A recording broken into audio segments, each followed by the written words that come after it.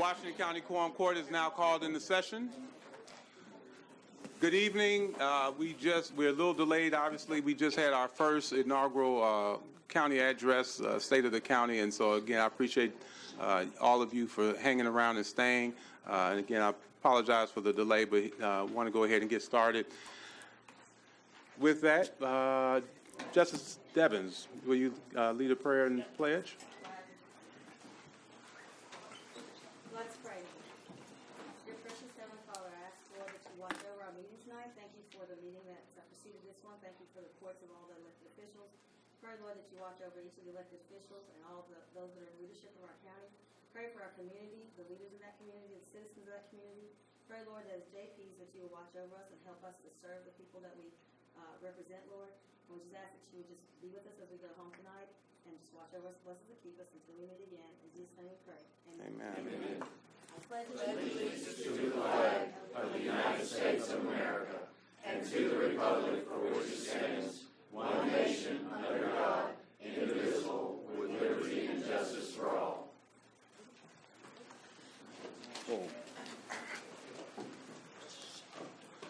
Well, let me first say Happy New Year.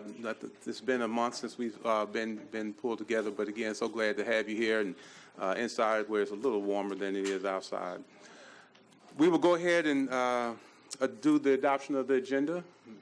Justice Harbison. I'm going to move that we remove number 9, the White River Landing Cup settlement discussion from the agenda. I don't think it's proper to be on the agenda, and I have 3 reasons why. Okay. Brian Lester, our county attorney, represents the Quorum Court. He represents a Quorum Court. The planning board sets the standards for building things in the county. There are rules in that ordinance. That ordinance is county law. Those rules are, if someone disagrees with something at the planning board level, they can send it to the Quorum Court. If someone disagrees with the results of what we vote on at the Quorum Court, they can send that to circuit court. There is no mechanism in there for a settlement. The law and the ordinance is clear of what's supposed to happen. And if we do this, we're going to open a Pandora's box, because anyone and everyone, every time we make a decision, can bring it back to the court to redo it. And so these are the 3 reasons that I believe that this should be removed from the agenda and that it go on to the circuit court, and the circuit court make whatever decision needs to be made. Okay, so we had a motion by J.P. Harbison, a second by J.P. Dennis. Any other discussion on the removal of item 9? J.P. Pine. I'd like to hear a little bit of the opinion of County Attorney Brian Lester on this issue. And I do have a question that comes to mind. I don't have any law school education. But what troubles me about Ms. Harbison's statement is it's always been that when you take something to circuit court, it seems that it's always the court judge's, it seems to be his pleasure to have attorneys work to try and settle this out of court before they spend a lot of time in court. So I would like to hear from Brian Lester. Well, you all are listed as a party to a lawsuit.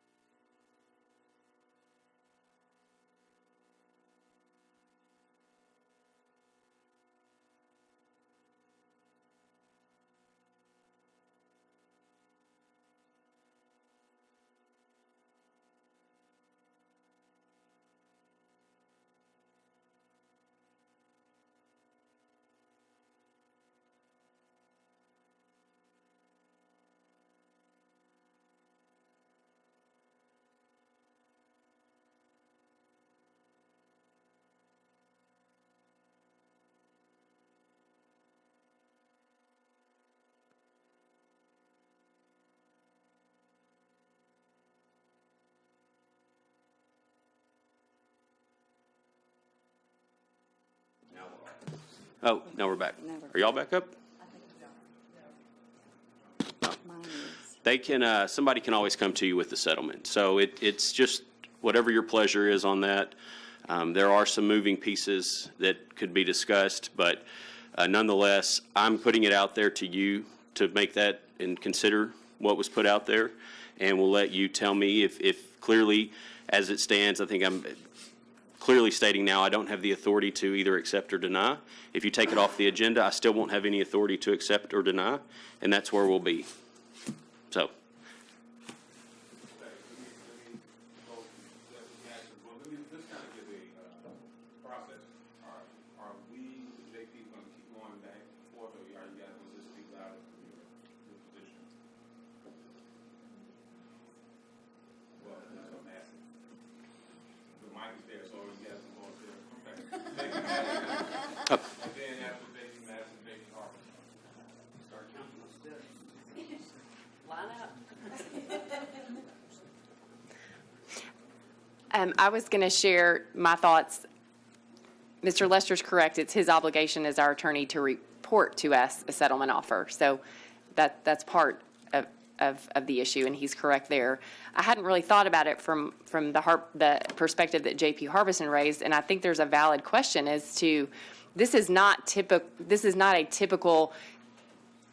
Yes, we're parties to a lawsuit. This is not a typical someone has sued us in court, over a car wreck, and we could decide to settle that. It is an appeal to circuit court, which is a slightly different animal. And so I think there perhaps is a valid legal question as to whether there truly is an opportunity in that procedure for a settlement, because what troubles me is this, I'm not even sure it was this court. I think it was a prior court that voted on this.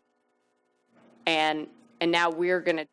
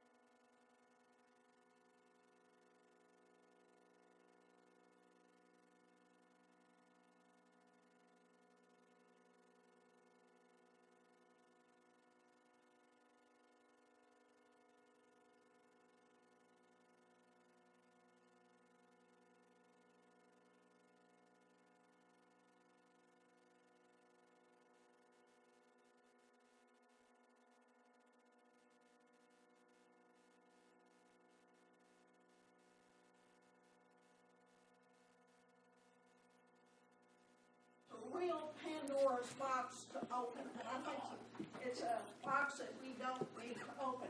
We have voted on this, and then these people disagreed with it, and it's gone to circuit court. Let the circuit court decide what needs to be done. Thank you. Thank you, J.P. Harbison. I think we're back on. Any other discussions before we? So we have a motion and a second to strike number 9 off the agenda. Any other discussion? We'll do a we'll just do a voice vote. All in favor of striking item number 9 off the agenda? Aye. Those opposed? Okay, so we're taking item number 9 off the agenda. So we still are at a place of adopting the agenda. I move we adopt the agenda as amended. Second. We have a motion to adopt the agenda as amended. It's been seconded by Justice Sue Madison. All in favor? Aye. Those opposed? We had the consent agenda. Was that going to be added to the agenda? Yeah. Okay, so, okay. I move we suspend the rules and add the consent agenda discussion at the end of the agenda we just adopted. Second. Been moved and properly second to accept the agenda with the suspension and adding on the consent agenda. All in favor? Aye. Those opposed? All right, so we will go citizen comments. At this point, an opportunity for the citizens to come and visit with us. Come and visit with us. Council, you going to talk? I didn't plan this, I promise, but it made me think. So just to let y'all know, we have, the IT department and I have started looking into maybe a new quorum court, audio, video, and electronic system. I just want y'all to keep this meeting in mind when we bring it to you. We know it's going to be a little bit costly, but we're looking into changing the system, which would fix our mics, would give you permanent screens that you could vote from and all that stuff. So thought I'd let you know. Excellent. Thank you, Counselor. Wait for our timekeeper to come up here. But at this point, we welcome the citizens to come forward and visit with us if there's anything you'd like to share. Any citizen comments? All right. Oh, here we go. Oh, my. Yeah, I know. We're in trouble. Good evening. Good evening, Judge. How are you? I'm good. Quorum Excellent. Court, good to see you all. I think I know a lot of you anyway. Make sure you state your names. Stephen Gray, and retired from the congressional and Senate office over 20 or 18 years, rather, Air Force for 24 prior to that, and have lived here since 94. And I know that on the agenda tonight and in other venues, you're going to be talking about the county service office position and the things that are going on there. I can tell you that without hesitation, we're doing a great job here in the county. We transferred to a electronic system within this recent year, something that has sped up our claims tremendously. I'm not sure if you understand the impact of how much money comes into this county, but I'll give you a quick rundown. In Washington County, there are 9,253 veterans, of which 2,168 are receiving compensation for an average of $15,000 roughly dollars a year. That's $32 million a year that comes into this county every year. And so my recommendation to this body is that, and I've seen it, I've been in all 75 counties. I've seen veteran service officers stuck in old jails in the bottom of the county courthouse with mold and mildew, and it's so refreshing to see what you've all done with our county service officer here. The platform that they have there is tremendous. We have several meetings from different organizations that come in and utilize that, so I appreciate your efforts on that. I just want to say that when these folks are very instrumental in taking care of our veterans, and that is federal transfer money that comes back to this county. So the more that we can do for them as a county, and the more efficient that they are, the richer the county is as far as all the other programs that we want to do regarding libraries and all these other things. So that's my comment then. Thank you very much, Brother Gray. Any other citizen comments? Okay, we'll go ahead and then Treasurer Hill, you still around? Oh, approval of the minutes. I'm sorry. I move to approve the adoption of the minutes. It's been moved and properly moved by Justice Eckes, seconded by Justice Sue Madison, the approval of the minutes. All in favor? Aye. Those opposed? Okay. Now, Treasurer Hill.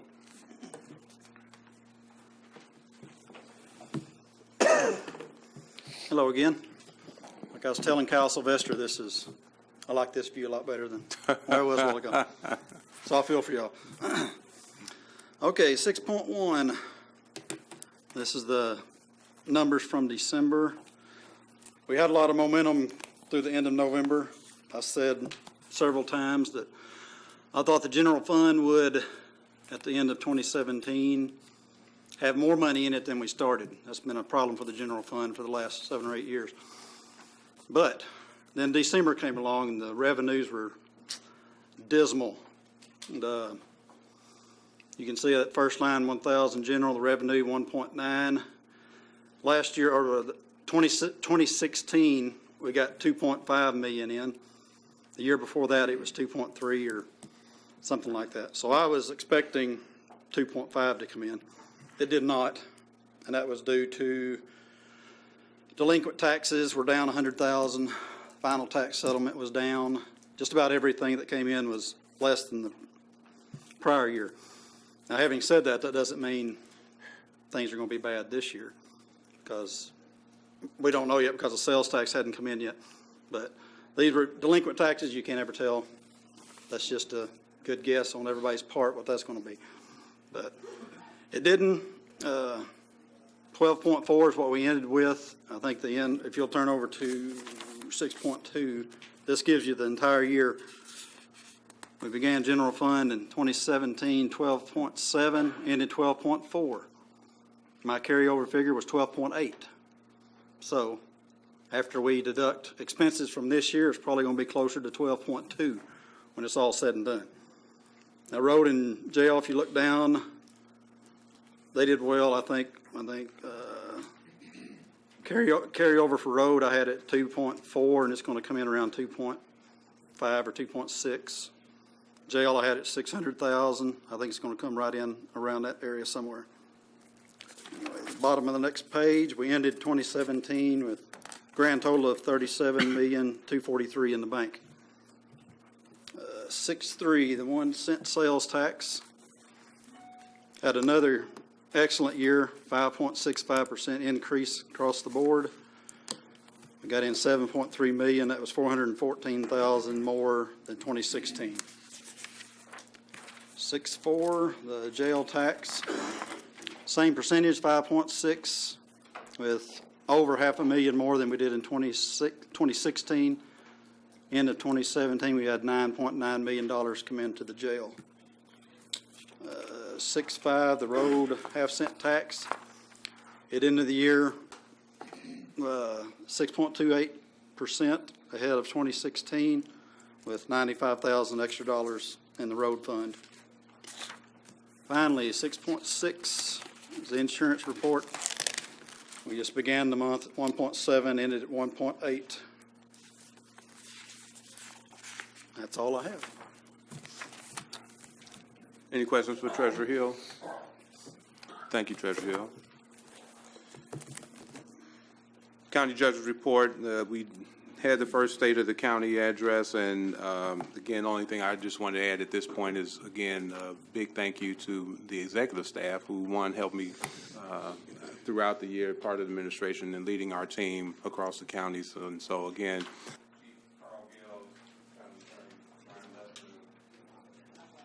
oh, here we go. Chief of Staff Carl Gales, Brian Lester, our county attorney, and Exec Admin Julie Harris. Again, my appreciation to all of you three for keeping me on the straight and narrow as we managed through 2017 and looking forward to what we're going to do in 2018. Review. Prosecuting attorney, are you here? Mr. Chairman. All right. Yes, I'm sorry. Excuse me, Mr. Judge, just lest we forget, let me make a motion that we suspend the rules and read items like resolutions and ordinances by title only. Second. There's been a move to suspend and read by title only. It's been seconded. Who is that? Justice Maxwell. All in favor? Aye. Okay. Those opposed? No. All right. Let's do a roll call to make sure we got it. Was it just two? Okay. So we'll read by title only. Thank you. All right. Prosecuting attorney, go ahead. Yes, sir. I've got 8.1, which is an accounting of our hot check fees in accordance with 1621-120. It kind of lays everything out. The fees collected, the expenses, and then the remaining balance at the end of the year. So I'd be happy to answer any questions if anybody's got them. All right, well, thank you. Thank you. Item 10, resolution of the Quorum Court, Justice Patterson. Go ahead, read by title, Counselor.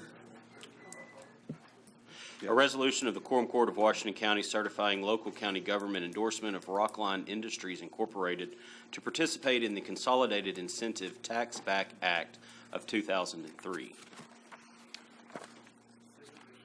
Over and over with different companies all the time, and I recommend we pass this. It's been moved and properly second. Open for discussion. Justice Ussery. Thank you very much. About how many jobs is this going to bring? Do we have someone from Rock? There we go. Hey, Mr. Aspen, state your name. Good evening. Yes, sir. I'm Scott Edmondson, Economic Development Director with the Springdale Chamber of Commerce. With the new equipment line, they anticipate in 18 to 19 an additional 24 jobs. Any other questions for him? Justice Dennis. Thank you, Judge. Question I have, if we could, is what's the process and the way this begins, or how does this come about? Because if I'm sitting out there as a Washington County resident and I'm saying, well, they get a tax break, how can I get a tax break? So how does this start? Well, thank you. If you don't mind. Yes, you know Justice that. Dennis. The state allows for certain incentive programs for industry, industry expansion. There's statutory programs through the state that companies can qualify for. Many equipment purchases are already exempt from sales tax on the equipment purchases that are local. There's also incentive programs available for companies, again, in addition to the sales tax rebates on new equipment purchases, and also for building expansion. Some of the building materials are eligible for the companies to claim a rebate on the sales tax that they pay. But the Arkansas Economic Development Commission has programs set up that are statutory through the state, as I said, that companies can qualify for, whether it be payroll tax credits or training money available for new training hires, things like that. So, and we work directly with our local manufacturers if there is an expansion or if there's a new line coming on to see if there's any monies available to help offset the expense of those. And the state has a formula that deals solely with, they'll look at number of new hires and the new payroll that's created by jobs, and then they will also the AEDC has a formula along with the Department of Finance and Administration to see really the economic impact of those jobs. So, thank you very much. Okay. That helps explain it.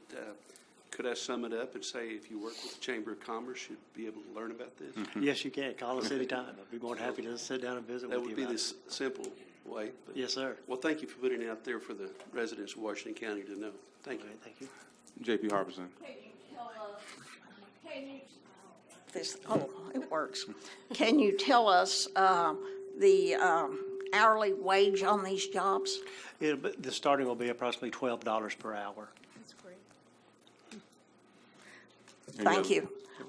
You know, this court is really pro-business because we have never turned one of these down because we know you all are going to create jobs that's going to bring a lot more money into this and more tax money than you gain. Thank you. Any other questions for Rockline? Thank you. Thank you. Thank you. All right, so we are now going to open up a public comments. Any public comments? All right, Ms. Patty, we're going to take a roll call. Bill Usser. Yes. Harvey Bowman. Yes. Alicia Devins. Yes. Robert Dennis. Yes. Lisa Ecke. Yes. Ann Harbison. Joe Kicklack. Tom Lundstrom. Yes. Eva Madison. Yes. Sue Madison. Yes. Joel Maxwell. Yes. Joe Patterson. Yes. Butch Pond. Yes. Fred Rouse. Yes. Good, resolution passes. Item 11, I think that's where we are. Yes, item 11, J.P. Pond. Yes, I'd like to have Attorney Brian Lester speak about item number 11. So the number 11 is an ordinance authorizing the county judge to enter into a contract for services with the Association of Arkansas Counties. I shared with J.P. Pond earlier, under state law, you're required, the quorum court's required to authorize the participation with the association. However, there's nothing in the state law that requires you to actually pass a formal ordinance to do so. It's the pleasure of the court how you want to go about, unless if somebody feels strongly that you need to keep the ordinance. It's neither here nor there with anyone here. It's just you're looking at the cost of publishing an ordinance if you don't necessarily technically have to do that. So I just wanted to bring that up if that anybody wants to discuss that. J.P. Madison. I move to suspend the rules and remove item 11 from the agenda. Second. Any discussion to remove item 11? J.P. Pond? I don't have any problem with removing item 11 from the agenda as long as we're able to, here at this meeting, publicly express our approval of the county judge going ahead with this contract with AAC. All right. So we're going to, J.P. Madison. Thank you, Mr. Judge. I just want to be sure from the county attorney that we really don't have a choice with this contract with the Association of Counties. We do it automatically or we do it by ordinance, and if we do it by ordinance, we have to pay to publish the ordinance. And we're talking about a couple $100 maybe.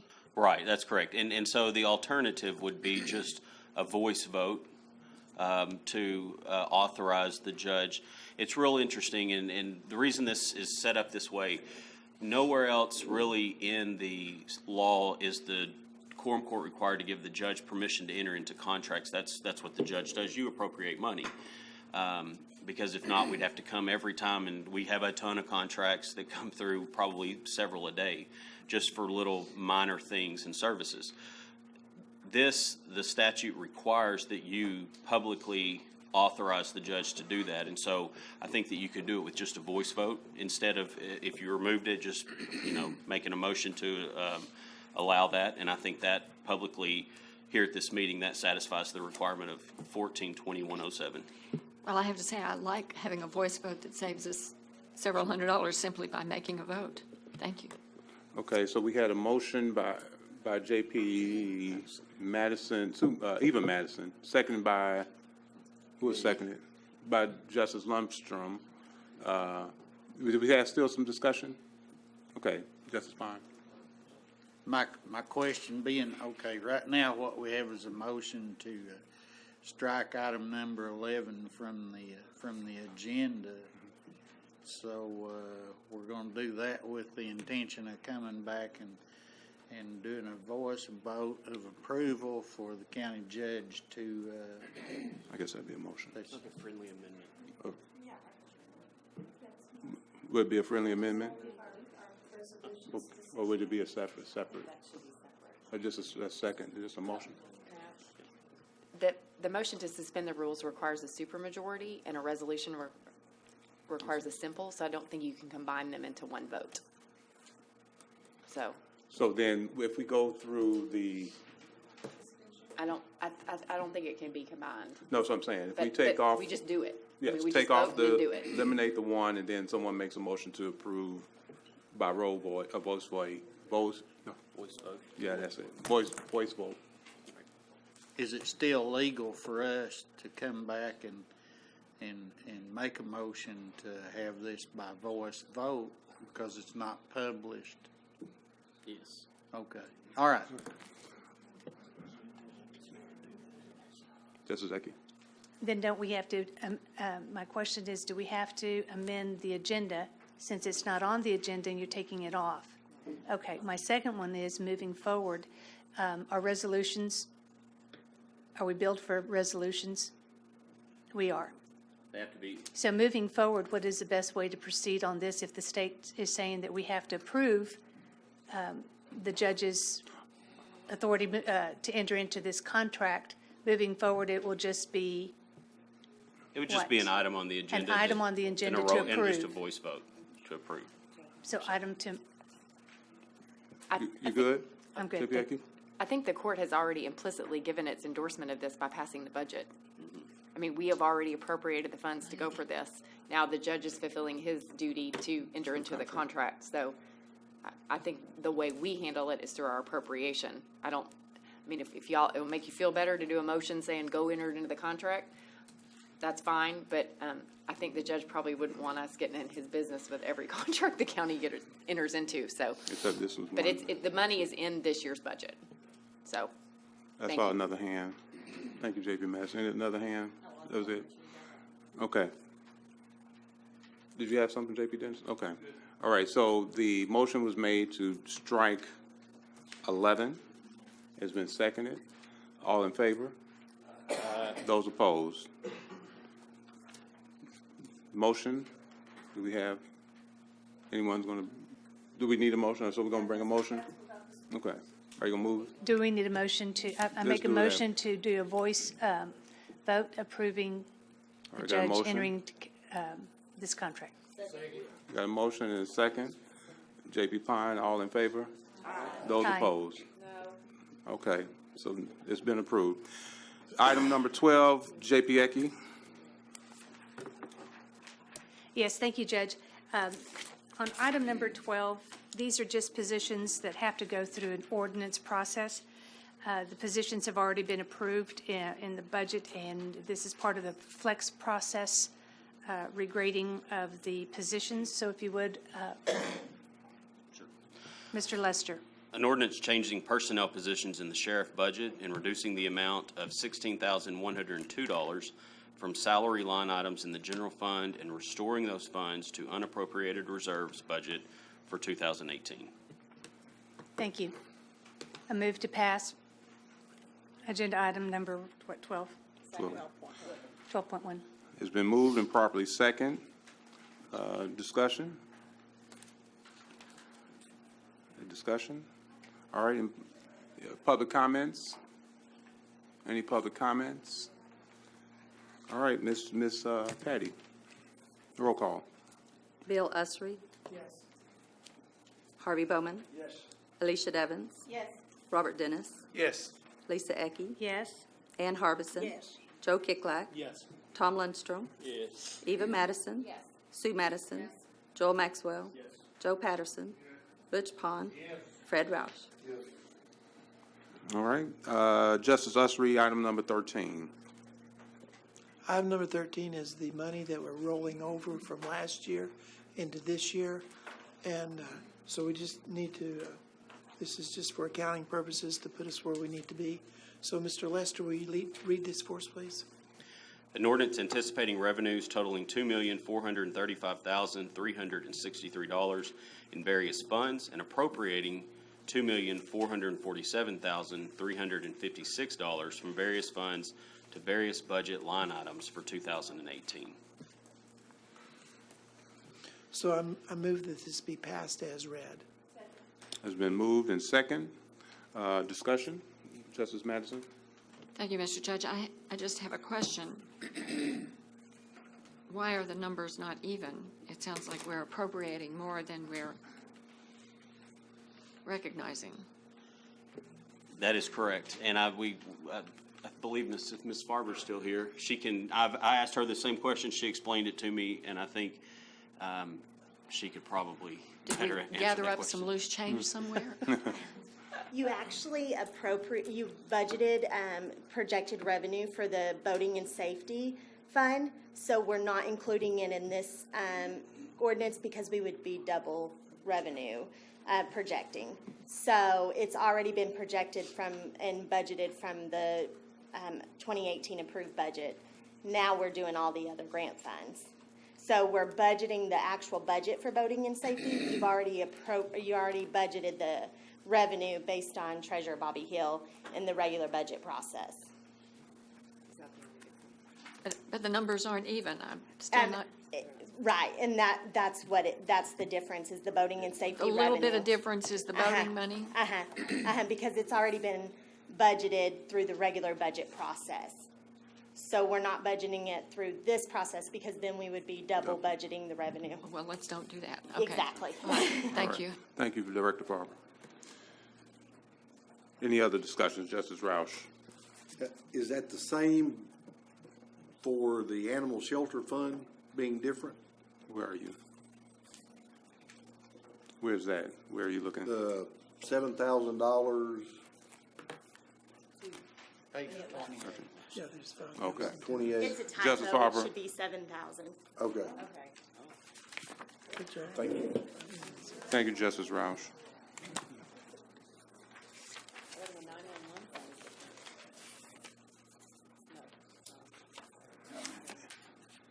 Any other discussions, JPs?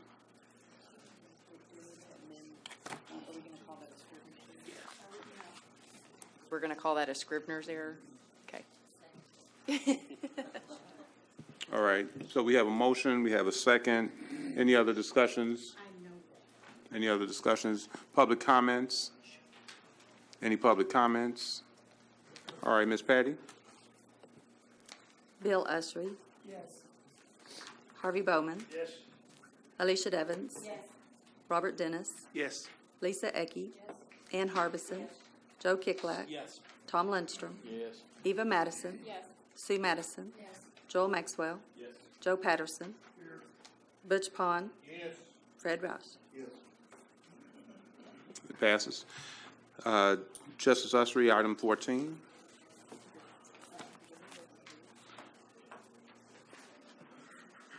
Item 14 is it's moving the Veterans Service, he's reorganizing his personnel, and this is actually going to be something that's going to help him very much.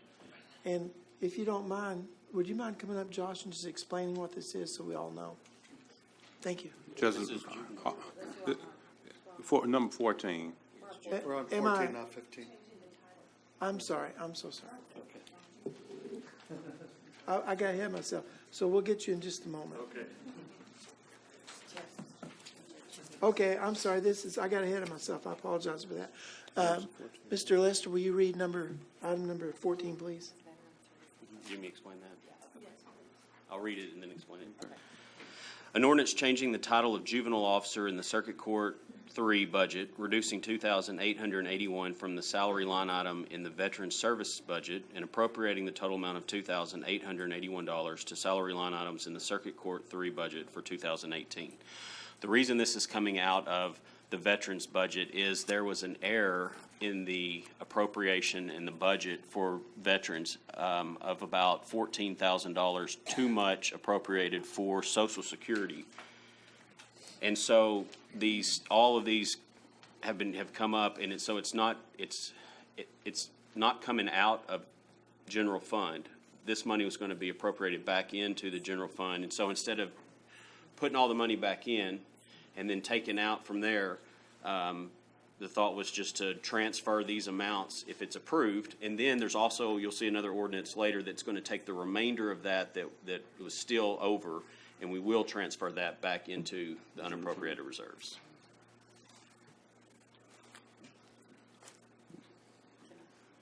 Justice Madison, Eva Madison. So we made a mistake and over budgeted $14,000, which I guess, wouldn't spend otherwise. But we're going to take advantage of it and spend part of it. So it's budget neutral. It's not cost neutral. So I'm supportive of it. I just want to make sure Judge Zimmerman is like kind of scowling at me, worried about my comment. But I support the change. I just want everybody to understand. I'm glad we caught the error, but it is a cost. So thanks, Judge. Justice Madison. Thank you, Judge. You know, we spent a lot of time going over the budget, over and over, to the point we didn't pass it until the last meeting of the year. And, well, it may have been a special meeting. But to now, the very next month, come in and start moving things around and spending more money, which regardless of if this was an error, we're now going to be spending more money than we intended to spend.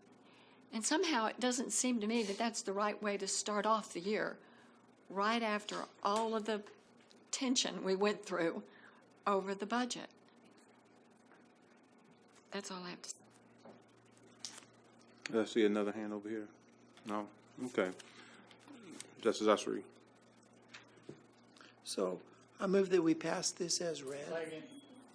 It's been moved and properly second. Any other discussion? Any public comments?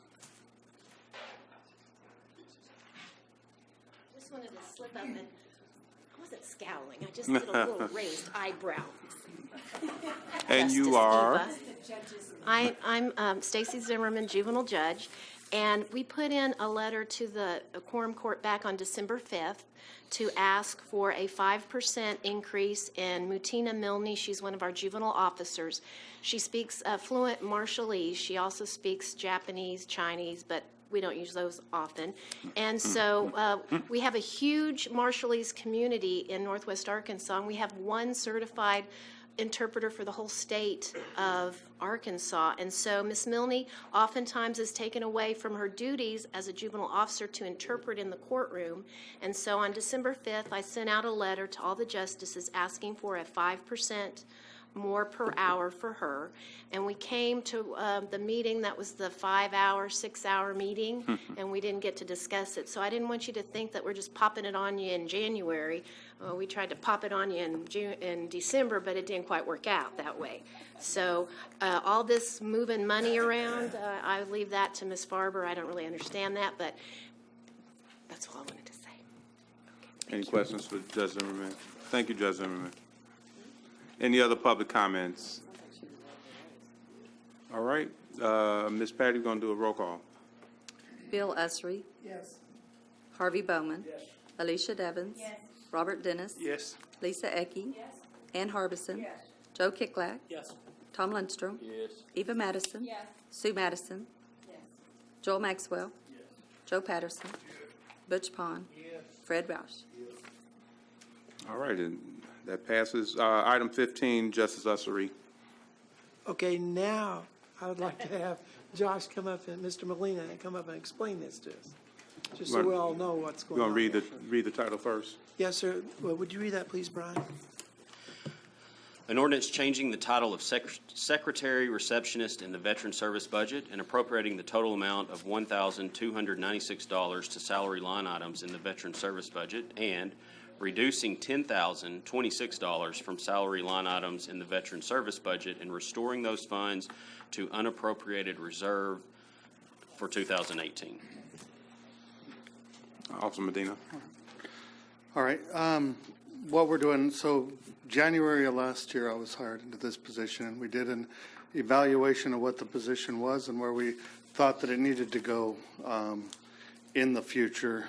We looked at other comparable service organizations in the area, not just in the area, but across the board, and what their budgets were, what were they staffed at was the biggest thing. And every single other organization serving comparable amounts of veterans were staffed at least 3. Unfortunately, we didn't have that ability to even do a second unless we reappropriated this position. Now, this position is a secretarial position, which is a great help, but not needed nearly as much as a veteran service officer position. So you saw the increases that we did in the last year. There's not a doubt in my mind that we're going to be able to increase the quality of the service that we're providing, as well as provide more services if we, if you will, double the load of personnel that we have to match the demand that we have. And so I made the decision to get rid of that secretarial position and convert it to a veteran service officer position. It is a little bit more. It's $1,200, as you can see in the ordinance. However, that's accounted for here, as well as part of that would have come out of the change itself. That your concern was that it's a higher grade level. The secretarial position was paid at the top end of their scale. This is going to be paid at the bottom end of its scale. So over time, it may be a little bit more expensive, but it'll double our ability to serve. And I think that the change in other parts that we can make from that are going to justify $1,200 worth of expense. All right, Justice Ecke, and then Justice Madison, and then Justice Sue Madison. Thank you, Judge. Good to see you, Mr. Medina. I keep calling you Officer, Sergeant. This was approved by the personnel. I believe it was 5-1 with approval. And it was then went on, I guess because the budget had already been approved, it went on to the full quorum court in December. And that's where it got tangled up in appropriations. And part of the reason they had 2017 in the ordinance was for retro pay, making sure that those people that were performing that position already got their retro pay, and it was approved in the 2018 budget. But then that's where everything got fouled up. But this was approved by by the personnel, and I support it. I support you, and I support the veterans, and I recommend that we pass this. Thank you, sir. Thank you, J.P. Ecke. J.P. Eva Madison, and then J.P. Sue Madison. Okay, now I'm more confused because if the money's already in the budget, why are we having to appropriate more money? It's $1,200 difference between the two positions. No. 664 was, I was looking at getting from. No, I understand. I understand that it's an increase in pay for the two positions, but if we pass it as part of the 2018 budget, I don't know why we're having to reappropriate in the 2018 budget. It would seem that we just need to make the name change. That's what this is for, is the. But we're appropriating more money. If this money's already in the 2018 budget, the only amendment to the budget that needs to be made is that the change in title and grade from the secretary to the deputy officer. So I just want to make sure we're on the same page, because I was with you until J.P. Ecke said it was already in the 2018 budget. It's like, well, it's already in the budget. We don't need, I don't know if Ms. Farber's back there. But If that's where the foul up came from, the comptroller's office and the way it was written, and I don't want to relive December quorum court, and If she is, if I still have the floor, I just want to make sure we're. Sure. And part of that was what, J.P. Ecke, hold tight. okay, thank you. J.P. Madison. Well, I'd like to hear from Ms. Farber to make sure we're appropriating money we need to appropriate. All right. Yes, we are. So the position of the secretary was budgeted in the 2018 Okay. budget. But this is regrading that position, coming in at a higher grade, but the minimum is going to be a slight increase than what the position budgeted was. So the full money wasn't in the 2018 Correct. budget. Okay, that Correct. helps me. Yes. So then I had two questions for you, if I could. Do you know how long the secretarial position has been here? And I know you're relatively new to the role, but I was trying to figure out how long it went back. The position had, I believe, 6 years? Okay. I believe it was about 6 years Okay. ago that it became a secretarial position. And I believe that was originally part of the intent of creating that secretarial position, was a training position. The gentleman that held my position before was getting close to retirement. Okay. So if you're getting rid of the position, what's happening to her? Unfortunately, we had already filled that position with the volunteer position, and so we've taken on the legion, if you will, of other volunteer. We gave time to hopefully try and find her another position within the county, 6 months. So we fired her? And we couldn't find a position. Yes, ma'am. The job expires at the end of the year, and she was not rehired again, same kind of thing. She didn't, the position ended because we filled that with the volunteer position. Well, I guess now so we had put her in a position leading her to believe that she was being trained to take over, and then we fired her? She's not qualified to do the position. That she doesn't meet the job requirements of the position. So J.P. Sue Madison. Okay. it was a mistake that was made 6 years ago, and unfortunately, it was a position that I was put into. I couldn't resolve that. We did everything we can to keep her inside the county. We gave her as much time as we could. We knew it was coming, but she was not qualified to become a veteran service officer. And we addressed the idea of trying to have secretary as well, but we didn't feel like we'd be able to get the other position if that were ever the case. And we really do need that other veteran service officer position more. So it's kind of where we had been placed in the budgeting. J.P. Supervisor, did you have a question? Thank you, Mr. Judge. Okay. Yeah. But the bottom line is, we are increasing the 2018 budget of about $1,300, $1,296. Yes. And that was not included in the budget discussions last fall because, why? I mean, I can't say that. The only thing I can say is that we were waiting to give her full 6 months to hopefully find another position within the county. So we didn't want to regrade the position a long time ago because we wanted to make sure that we were giving her ample time.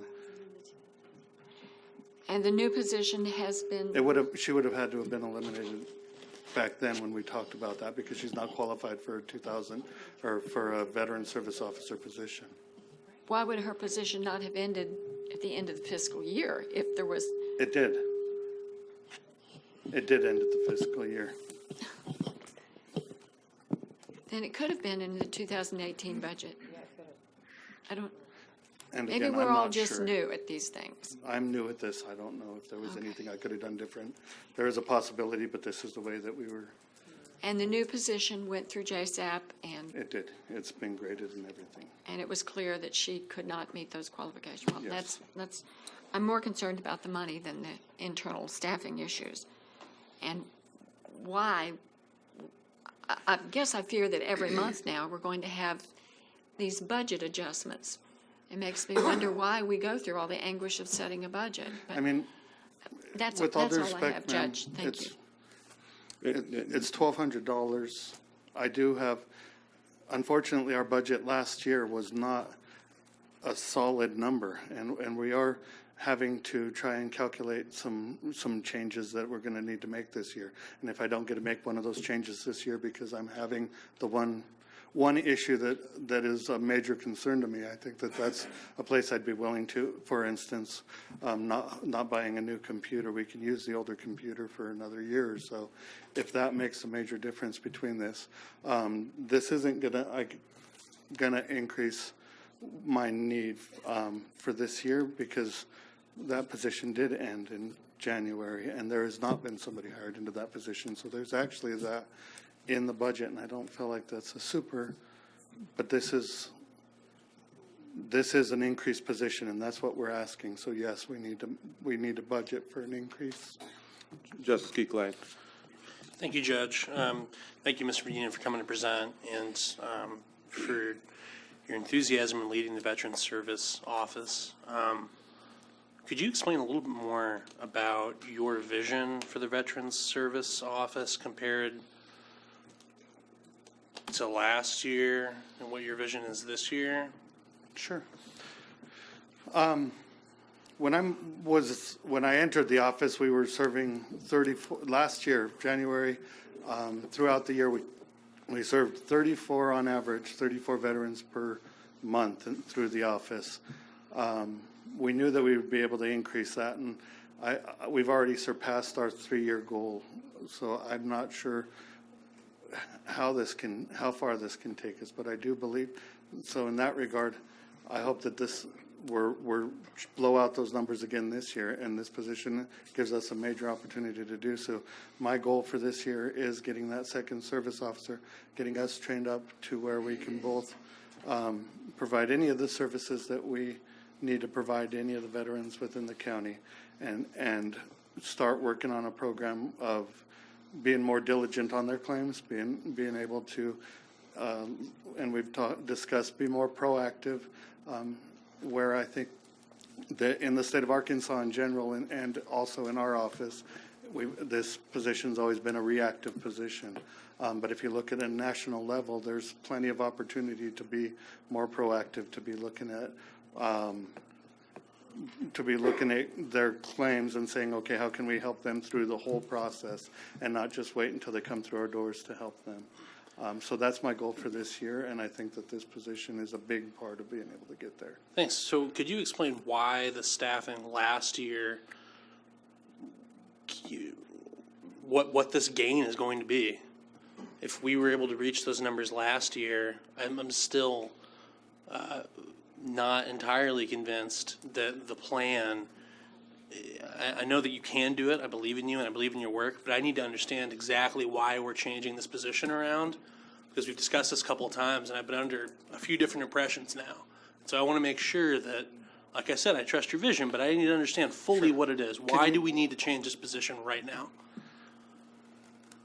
I think that we've needed to change this position, and it really does go back to even Benton County, Sebastian County. They each have 3 veteran service officers in their office, or three positions. So it provides a lot of different opportunities. And you're right, right now it is to get us from, again, barely, when somebody walks in our door, just filling out paperwork for them and putting it in, which was unfortunately traditionally how most of the state of Arkansas has been able to deal with this, to being able to, as we have already started to do, be able to look into their claims and see where they can make the appropriate changes to their claim to get them approved. So that veteran, if he's suffering,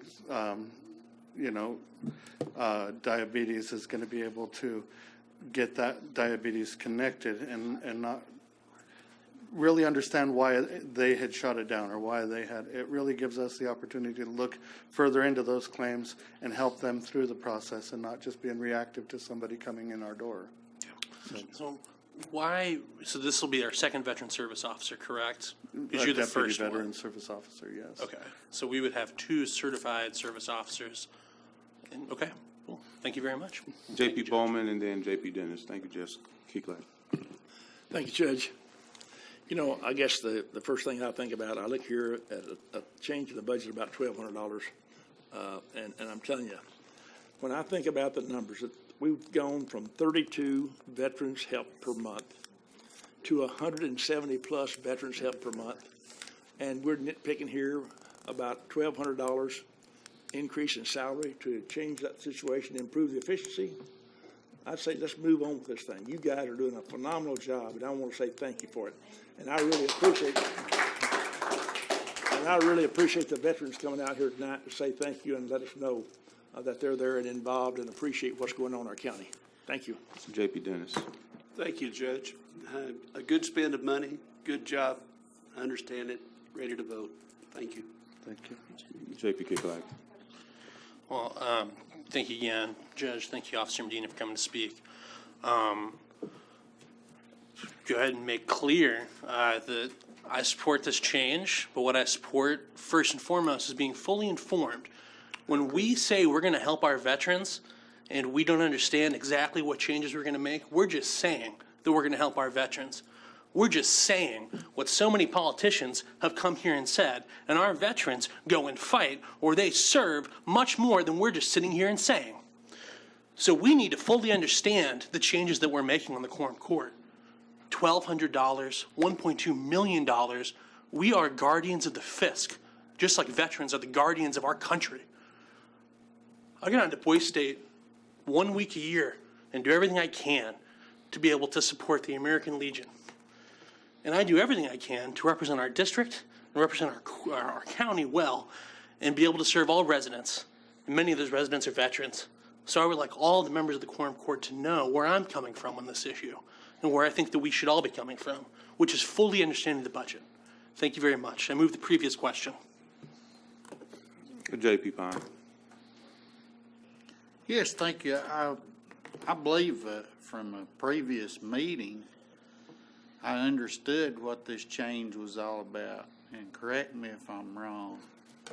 I believe what it was about was we were in bad need of another veteran representative, like such as that does the job such as yourself. And what we had was a secretary that didn't qualify, unfortunately, for that position, and that her duties were being covered by volunteers. And is that not? As of now, yes. Yes. Yes, they're being covered by volunteers. And so I don't understand where the confusion is in that. And as for $100 a month change in your budget, it's a lot easier for me to go through the year, seeing one item at a time where a change such as this is badly needed than to pile them all up and have to review them in like a 3-week or a 6-week period, and then say, well, that's what we got to live with for the next year. I know that things like that seem to get done down at Little Rock all the time, and it just boggles my mind. I appreciate what you're doing. I understand what you're doing, and I can't understand how this issue could have been clouded. Maybe some of the members of the court didn't attend all the meetings or something. I don't understand. And I certainly don't understand where the emotion's coming from. Emotion doesn't make for appropriate decisions. Emotion clouds the judgment as far as I'm concerned. I'm for this. I think it's been made quite clear. And I appreciate what you're doing. Thank you, sir. Thank you, J.P. Pine. J.P. Madison and then J.P.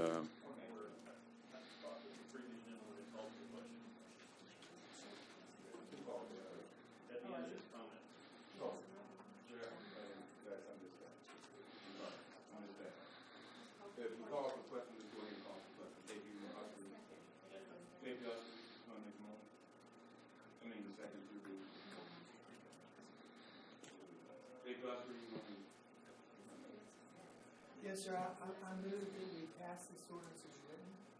Second. Go ahead, J.P. Madison. I think Mike's gone off, yeah.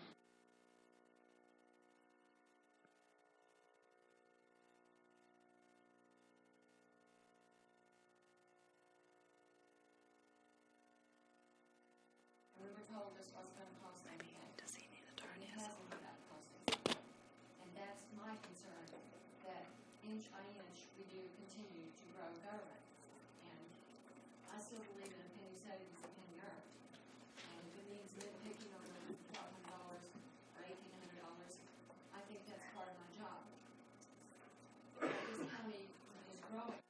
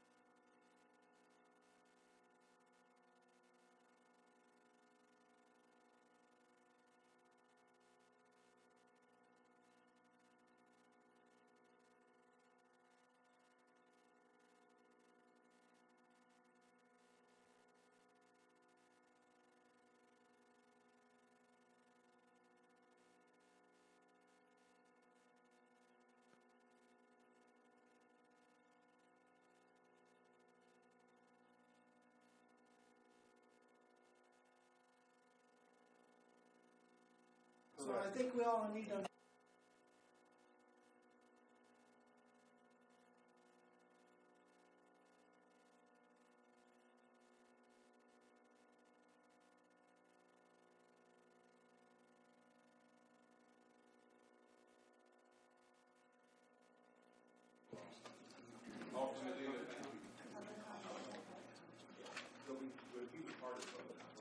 Do we still have public comment? Still have public comment?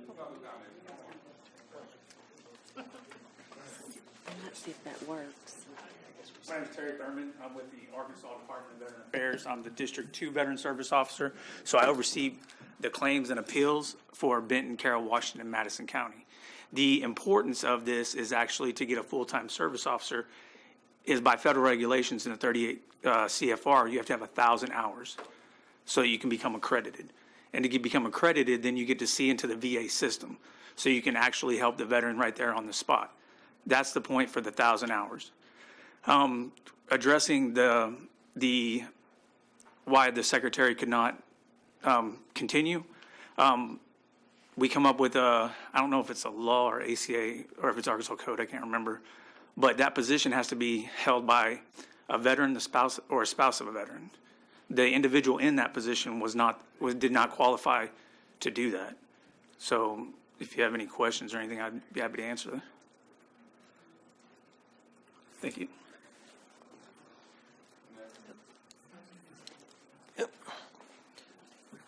Good evening, Judge. Yeah, good evening, Judge, members of the Quorum Court. I'm Chuck Atkins. I'm the commander of the Military Order of the Purple Heart for the Department of Arkansas. And as you've heard Steve Gray address the Quorum Court earlier, you've heard Mr. Thurman's comments just a minute ago. I've got chapters across the state. We work with many different county veteran service offices. In the 16 years that I've lived in this county, I've seen it go from one-person office to a two-person office. Now it's back to a three. Now it's back down to one. Okay.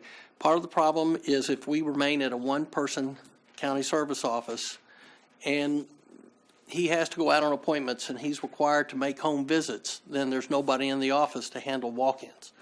Okay. You had concerns with volunteers, and he has volunteers there. Now, I was there, a week ago and helped him hang stuff up in there, volunteering my time.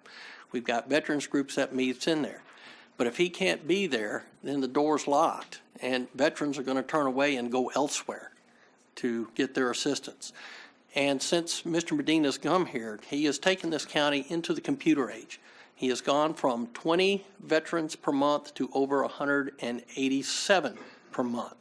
And if you heard Mr. Gray talk, we've got over 9,000 veterans in this county bringing in about $32 million worth of revenue.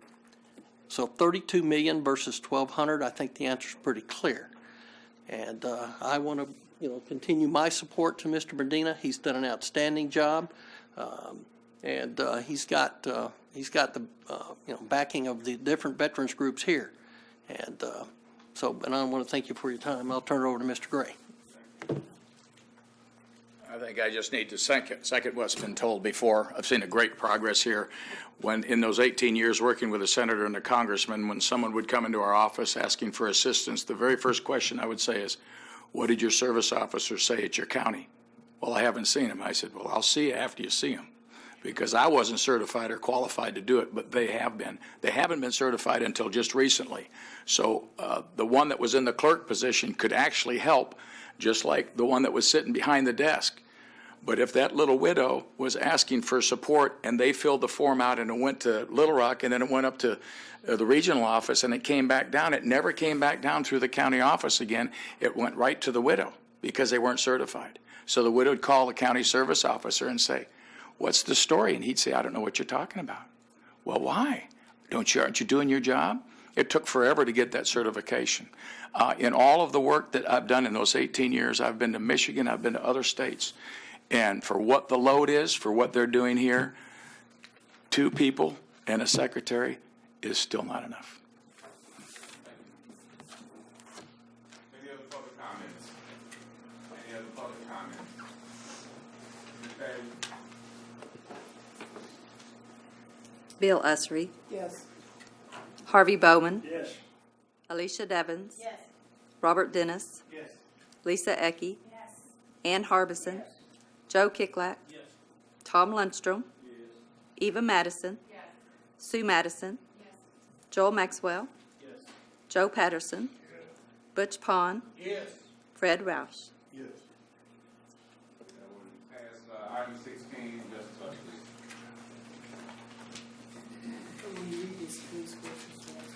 An ordinance changing the title of paralegal in the county attorney budget, reducing $1,085 from salary line items in the veteran service budget, and appropriating the amount of $1,085 to salary line items in the county attorney budget for 2018, and appropriating the amount of $1,085 to salary line items in the road budget for 2018.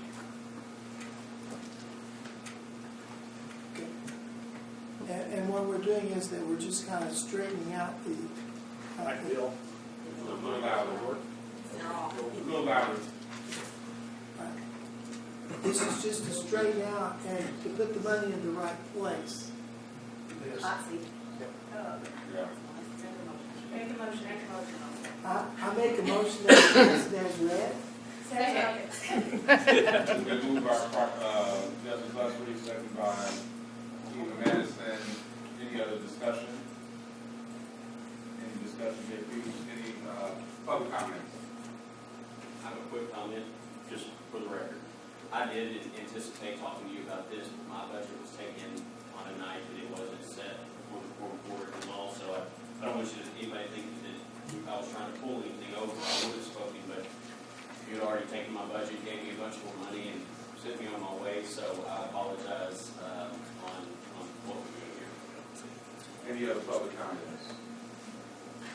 All right, Ms. Patton. Bill Usry. Yes. Harvey Bowman. Yes. Alicia Devons. Yes. Robert Dennis. Yes. Lisa Ecke. Ann Harbison. Joe Kicklack. Tom Lundstrom. Eva Madison. Sue Madison. Joel Maxwell. Joe Patterson. Butch Pond. Fred Roush. Yes. That motion passed. Item 17, Justice Lusby. Would you read this, please, for us, Mr. An ordinance changing the title of HEO1 in the road budget and reducing $1,167 from salary line items in the road budget and restoring those funds to unappropriated road reserves for 2018. So this is just a person that is going to a lower position and we're just taking the budget to accommodate for that. In the road department, I move this be passed as read. Second.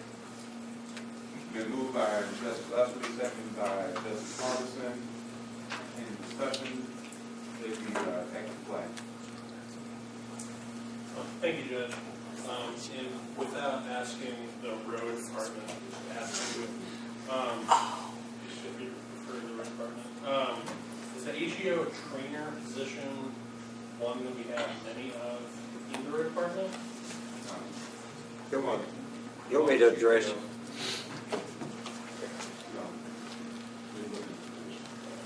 It's my turn, Harvey. Yes. Carl Gales, Chief of Staff. The situation that we had before is that when we wanted to train a new person, we sent him to a training facility up at the Institute, or where you train to familiarize yourself with a trailer truck, a dump truck, or whatever the operation is. That's a costly thing. By creating this position, the man's qualified to train our new employees. We can do it in our yard with our equipment and greatly reduce the standpoint that we're losing 2 people a full time a day to just get him qualified for a piece of equipment. So that's the reason for this request.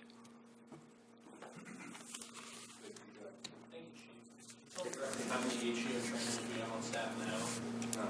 None. We've been farming it out.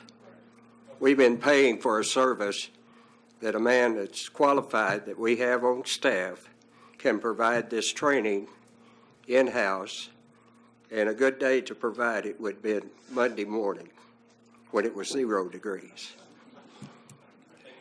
Okay. Any other comments, JP, public? Any comments, public comments? All right, we had a motion, it was second. Bill Usry. Yes. Harvey Bowman. Yes. Alicia Devons. Yes. Robert Dennis. Yes. Lisa Ecke. Ann Harbison. Joe Kicklack. Tom Lundstrom. Eva Madison. Sue Madison. Joel Maxwell. Joe Patterson. Butch Pond. Fred Roush. All right, that ordinance passes. We have 2 items, JP Madison and then County Attorney Lester.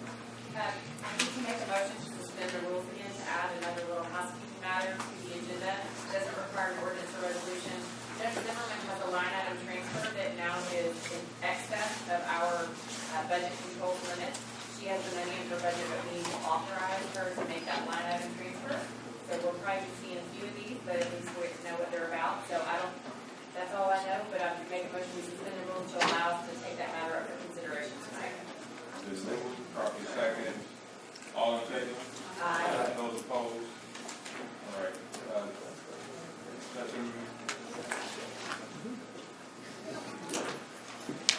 So I'm hoping Miss Barber, wherever she is, will save me when I start drowning on this. But so we, Judge Zimmerman, so juvenile court, and we mistakenly put on our line item for other professional services to include the food for our evening reporting center, and we should have put that on the food line rather than the other professional services. And since it's more than 12% of our operating budget, we have to get your approval for that. Did I say it right, Ms. Barber? Yes. Okay. I would make a motion that we approve Judge Zimmerman's requested line item transfer. I didn't get an evil eye or anything. Okay, thank you. Well done. Praise the Lord. Okay, so you have an attachment here that I've put on your desk, talk about the consent agenda. I've worked on kind of what that's going to look like, and I've provided that. I hope you had a chance to look at it. I don't think it requires an ordinance. I think you can just vote on having a consent agenda. And so here it is. If you have any questions or need me to explain my thought process and how this works, I'd be happy to do so, but I'll deal with that too. Move to pass the consent. Second. It's been moved by J.P. Maxwell, second by J.P. Madison to accept the consent agenda. Yes. Any comments? I just want to say, I know that some members of the court have sort of shied away from not reading things in full, and I just want to say, for the people that come to listen, they don't want to hear us read all the ordinances all the way through. They want us to get to the meat of the meeting, and they want to get home. And so I think this is an effort to take items that are non-controversial, streamline them, allows the judge to put committee appointments, things that we just routinely rubber stamp, because in some ways we have to. They're ministerial. It's not like our budgeting authority. And so I think this is an effort to streamline the meetings for the public and the people who come, who either watch us on TV, but I'm not sure who those are, or the people who come to sit through it. And anybody who wants to take an item off a consent agenda because it is become worthy of discussion certainly can do so. But having sat through a lot of Fayetteville City Council meetings where they do that, I'm really grateful, given how long their meetings are, that they dispense with those things very, very quickly. So I hope we can move to that. Again, those that think that we need to read all the ordinances, I'd say let's just put you in a room and let you read ordinances all day, and then you might change your mind. And many of them are covered in your meetings. Sure. And on the website, anywhere you want to read them, you can read them. J.P. Lunchroom. Yes, Robert, you have J.P. Lunchroom. I'm the one that usually votes no on this. And I'll explain why, because for years, we read everything 3 times. And I don't disagree with what Justice Madison's saying about you folks in the audience tonight, but there may be some folks who are not in this audience that may want to hear that read next month. In other words, so people know what we're doing up here, instead of just reading these little blurbs and not having any of the details hardly of the content of that ordinance. We've done that for years and years and years. Now, if we've got an emergency type ordinance where somebody needs to get something done in a hurry, we can move it forward, all 3 readings in the meeting, and get that taken care of. We have that option. But otherwise, these normal ordinances that are of interest to a lot of people in the county, I still think should be read 3 times, like we've always done. So thank you, Mr. Chairman. Thank you, I'd just like to add that it is online, and so anybody can go online at any time, they can look at the meeting and click, and the full ordinance is there. So it certainly is accessible for those who really have a curiosity to see the whole thing. And I'll take that as a responsibility that we will help do. Now that we have it online, there's ways for us to kind of push it out, whether it be in our newsletters or in our communications team, just to make sure that we push that out if you guys overnight and go to the consent agenda. We have a motion and a second for the acceptance of the consent agenda. All in favor? Aye.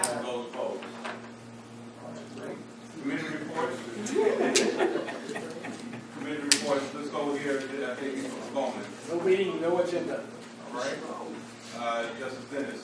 We didn't have a meeting, and Judge didn't have an agenda because we're gonna have one on, 20th June. I think it's on the calendar. All right.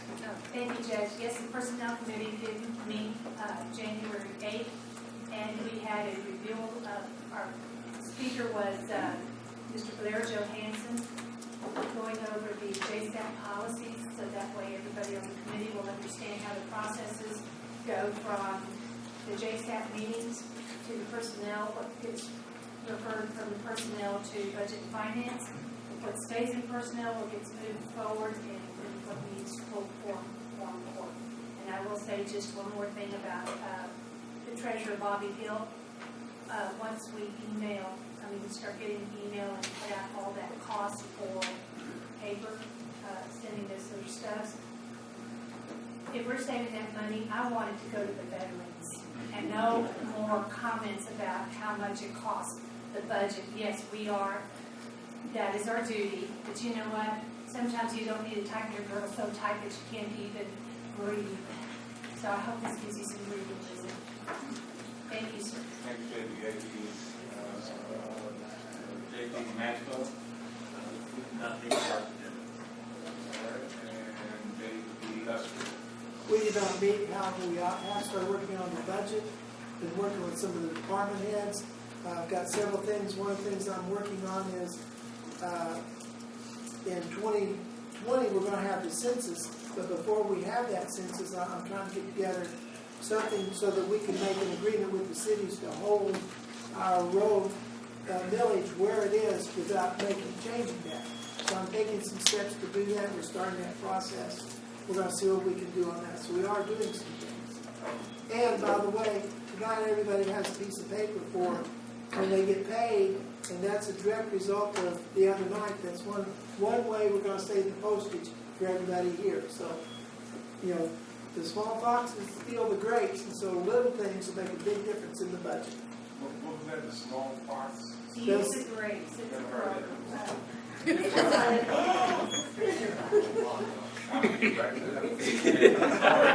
Other business.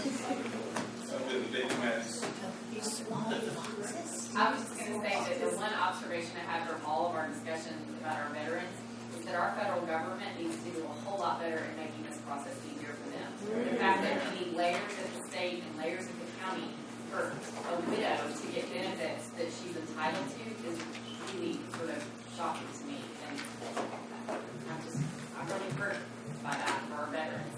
The other thing I'll say is that with respect to J.P. Esser's comment about working with the cities, I'm really reluctant to think that anybody should begin that discussion because I don't think the court's in agreement over it. Striking a deal with the cities over the divvying up a road millage or the divvying up the sales tax is a legislative matter at the state level. So I don't know how we can strike a deal. And then I don't know that I don't think anybody who's budget chair, whether it was when I served or when J.P. Esser served, that person should go out and on behalf of the court strike some deal with the cities. I think that is something that should be reserved for the entire court to make a vote on. I think that the judge certainly in his capacity as the executive could go talk to mayors about it. But I think that this court needs to get in agreement on what we want to do on those issues. And we've talked about it for enough years for me to know that we are not in agreement on that. And for those of us that represent cities, and my district is entirely within the city of Fayetteville, I am not interested in taking money from my constituents and their roads to give to the outside of the county. And so I don't want there to be discussion to strike a deal with the county without this body being in agreement on that. So, thank you, Judge. Okay, just to clarify, what I'm doing is doing the homework so that we can put the numbers together so we can look at that in a logical manner.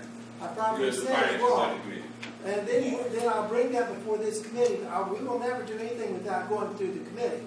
But we're starting the homework to look at, because where I'm headed with this thing is that the dollar per road mile for the individual that lives in the city compared to the person that lives in the county, I think when the city annexes, that they gain a lot more money to cover their roads and the county is losing the money. So what I'm looking for, if I can get that all laid out, is that we can just lock where we're at now. That's what I'm heading for, so we won't head for a financial cliff when 2020 comes. All I'm doing is doing the homework. I'm not doing anything else. So I want to be clear about that. Thank you, J.P. Lester. Any other business? Any other business?